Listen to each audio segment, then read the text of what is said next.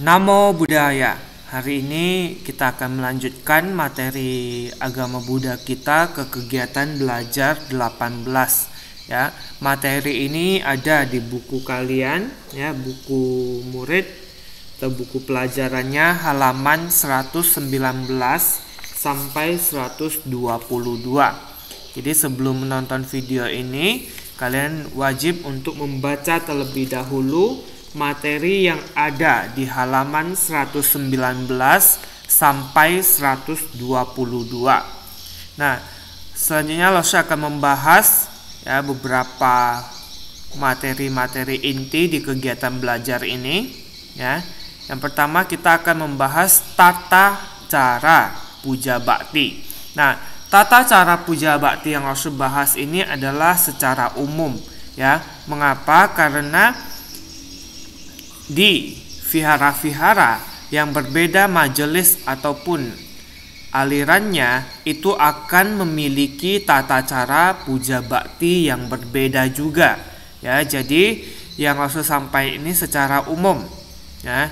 Jadi mungkin di tempat kita beribadah atau melakukan puja bakti, di vihara kita melakukan puja bakti, tata urutannya berbeda dengan yang Rasul jelaskan hari ini ya, tapi semuanya pada dasarnya intinya sama ya, untuk melakukan puja bakti kepada Sang Triratna, untuk meningkatkan keyakinan kita kepada Buddha, Dharma, dan Sangha. Nah, yang pertama ya, puja bakti itu diawali dengan membacakan parita atau sutra. Ya, parita itu apa? Parita itu biasa berisi doa perlindungan ya. Sedangkan sutra itu adalah khotbah Sang Buddha yang ditulis di dalam kitab suci Tripitaka ya. Setelah membaca parita atau sutra, maka dilanjutkan dengan meditasi ya, bermeditasi untuk mengembangkan batin kita. Setelah bermeditasi, selanjutnya yaitu bhikkhu atau pandita ya, ataupun penceramah ya, ataupun guru agama akan memberikan ceramah ya tentang ajaran Buddha, bisa dalam bentuk cerita juga ya ceramahnya. Nah, keempat berdana ya, untuk melatih kemurahan hati kita. Yang kelima, melakukan pelimpahan jasa kepada leluhur agar para dewa dan naga yang perkasa memberkati kita semua. Ya, melakukan pelimpahan jasa di sini apa yang dimaksud? Bahwa kita ketika melakukan puja bakti, maka kita sudah melimpahkan pahala atau memberikan pahala kepada leluhur kita yang telah meninggal. Jadi ketika kita bersembahyang, kita berbakti puja di vihara, tidak hanya kita sendiri yang mendapatkan pahala, tetapi para leluhur kita yang sudah meninggalkan kita itu juga akan mendapatkan pahala.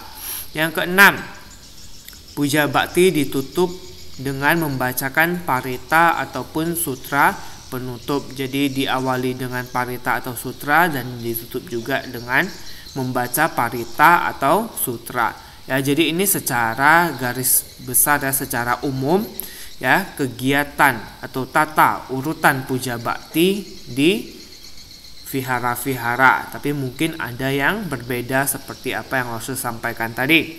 Nah, kita lanjut poin selanjutnya. Ya, sebelumnya kita lihat dulu, ini adalah puja bakti ya di sebuah vihara, di mana puja bakti dilihat di sini dipimpin oleh seorang bhikkhu. Ya, dipimpin oleh seorang bhikkhu. Nah, kita lanjut ya. Kebaktian atau puja bakti itu dibagi menjadi beberapa jenis ya. Jadi beberapa jenis. Pertama itu ada kebaktian umum. Nah, kebaktian umum ini dilaksanakan secara bersama-sama di vihara ya, setia ataupun candi. Ya, misalnya kebaktian dewasa ya, untuk orang-orang dewasa, kebaktian usia lanjut untuk orang-orang yang tua. Kebaktian sekolah minggu ya, yang ikut sekolah minggu, selesai belajar sekolah minggu kita ada kebaktian.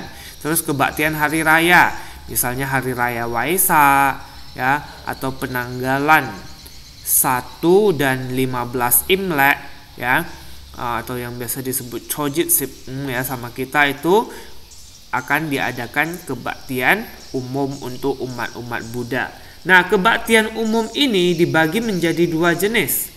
Ya, ada kebaktian umum yang dihadiri bhikkhu seperti gambar di sini, ya dipimpin oleh para bhikkhu, dan kebaktian yang tidak dihadiri oleh bhikkhu. Mungkin di vihara tersebut tidak ada bhikkhu yang tinggal ya, maka dia akan dipimpin oleh seorang pandita atau pemuka agama Buddha seperti gambar yang kedua ini ya. Ini adalah panditanya, sedangkan ini dipimpin oleh bhikkhu. Tentu saja tata urutan ya kebaktian yang dihadiri bhikkhu ya dan yang tidak dihadiri bhikkhu berbeda ya. Bisa kalian lihat di buku kalian halaman 119 ya. Nah, salah satu perbedaannya adalah saat membaca parita ya. Membaca parita kalau dihadiri bhikkhu maka kita akan membaca permohonan tuntunan Tisarana Pancasila. Tapi kalau tidak dihadiri bhikkhu kita tidak membacakan Tisarana Pancasila ya. Tisarana Pancasila ini dibacakan untuk apa? Agar para bhikkhu ya membimbing kita untuk berlindung kepada Triratna dan tekad kita melaksanakan Pancasila Buddhis ya. Jadi itu salah satu perbedaannya. Perbedaan yang kedua adalah pemberkatan. Jadi kalau kebaktian yang dihadiri bhikkhu akan dilakukan pemercikan air suci oleh bhikkhu. Sedangkan kalau tidak dihadiri bhikkhu itu tidak dilakukan pemercikan air ya. Nah, kalau untuk meditasi dan ceramah tetap dilakukan baik ada bhikkhu ataupun tidak ya. Untuk meditasi ya, meditasi kalau ada bhikkhu dipimpin oleh bhikkhu, kalau tidak ada bhikkhu berarti dipimpin oleh pandita atau pemuka agama Buddha. Nah, untuk ceramah kalau dihadiri bhikkhu sebelum ceramah kita membaca permohonan Dhammadesana. Tapi kalau tidak dihadiri bhikkhu tidak ada pembacaan Dhammadesana ya. Untuk perbedaan-perbedaan itu bisa kalian lihat di halaman 119 ya. Jadi ada perbedaan ketika dihadiri bhikkhu dan tidak dihadiri bhikkhu. Selanjutnya itu adalah kebaktian sekolah ya. Kebaktian sekolah ini ya, misalnya ketika kita mengikuti sekolah minggu ataupun ketika kita belajar di sekolah ya, ketika pelajaran agama Buddha. Nah, maka sebelum memulai pelajaran agama Buddha biasa kita membacakan doa yaitu Parita Namaskara Pata ya. Dan setelah selesai pelajaran agama Buddha kita membacakan Gita Namaskara ya, membacakan Gita Namaskara.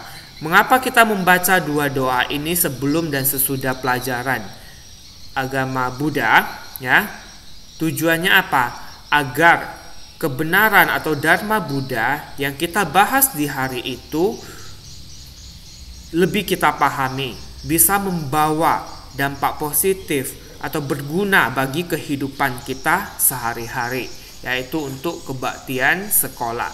Selanjutnya, kebaktian pribadi, di mana kebaktian pribadi ini biasa dilakukan di rumah. Ya, misalnya di gambar ini, ya, ada yang membuat altar Buddha di rumah. Ya, altar Buddha di rumah. Jadi mereka bisa seorang ya sendiri ataupun bersama keluarga melakukan kebaktian di rumah.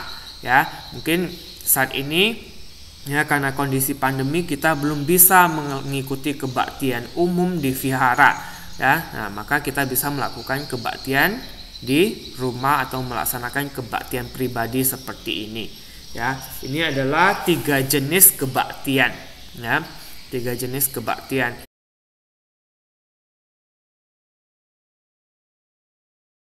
Selanjutnya yang harus dibahas adalah sikap-sikap menghormati atau sikap-sikap penghormatan dalam agama Buddha. Sebenarnya ini sudah pernah kita bahas sebelumnya di kelas 1 ya. Yang pertama ada sikap namaskara, yaitu 5 titik menyentuh lantai.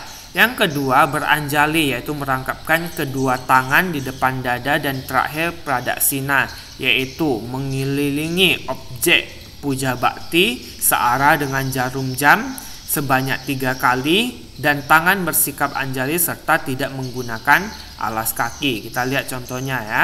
Ini contoh anjali. Ya, ini yang namaskara ya. Kalau ini para bhikkhu melakukan pradaksina.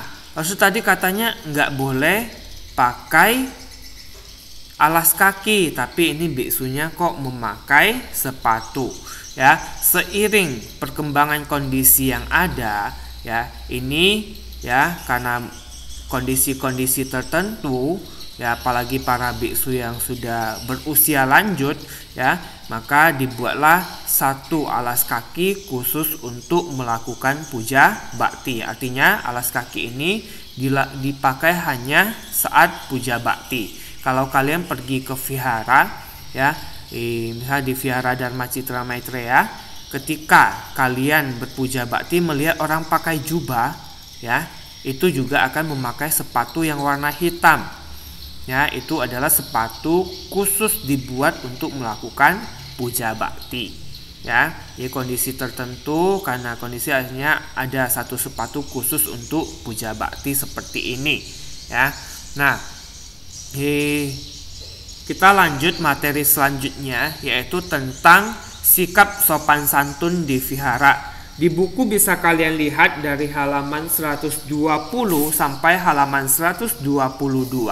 Itu sudah diberikan sangat banyak sekali contoh-contoh sikap sopan santun di vihara.